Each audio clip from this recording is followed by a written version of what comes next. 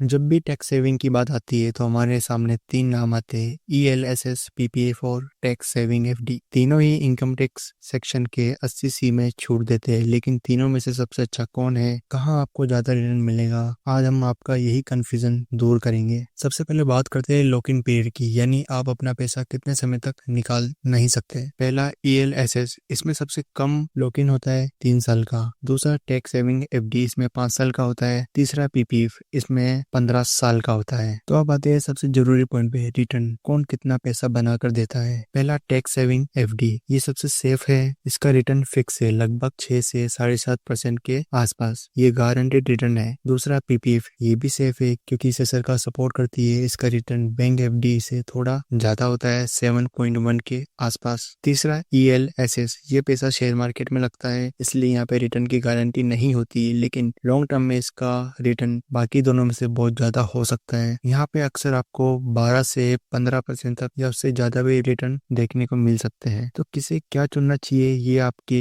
Risk capacity के ऊपर है। अगर आप कोई रिस्क नहीं लेना चाहते तो आपके लिए टैक्स सेविंग FD बेस्ट है, और अगर आप थोड़ा सेफ रिटर्न चाहते हैं तो PPF आपके लिए अच्छा है। लेकिन अगर आप ज्यादा रिटर्न चाहते हैं और 3 साल के लिए रिस्क ले सकते हैं तो ELSS म्यूचुअल फंड सबसे बड़ी ऑप्शन है। याद रखिए, ELSS में रिस्क ज्यादा है पर रिटर्न की संभावना भी सबसे ज्यादा है। लेकिन अगर आप सेफ चाहते हैं तो PPF या FD चुने। टैक्स सेविंग 1 साल का काम नहीं है, ये एक लंबी प्लानिंग है। तो ये जानकारी आपको कैसी लगी और आप किस में इन्वेस्ट करेंगे, कमेंट में जरूर बताएं। धन्यवाद।